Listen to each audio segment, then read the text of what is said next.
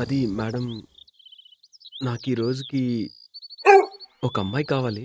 ఎవర్రా పిల్ల? నోరు తెరిస్తే దాని గురించేనా? అర్థం చేసుకుంటామని అన్నానే. అంటే చచ్చే వరకు ఇంతేనా? ప్రశ్నలే తొక్కలేదు, ముందు ఒకసారి అవని. సార్ ఆగండి, చెప్తే వినిపించుకోరా? ఇప్పుడే ఇంకోటితో పడుకొని వచ్చా, పర్లేదా? My wife innocent.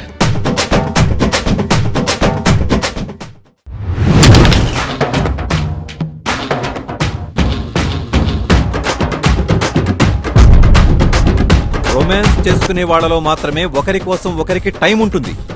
రొమాన్స్ చేసుకునే వాళ్ళు మాత్రమే ఎప్పటికీ సంతోషంగా ఉంటారు. రొమాన్స్ చేసుకునే వాళ్ళ రిలేషన్ మాత్రమే ఎప్పటికీ స్ట్రాంగ్ గా ఉంటుంది.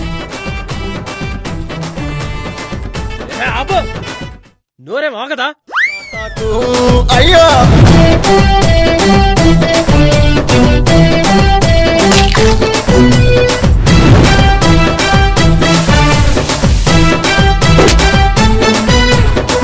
నిన్ను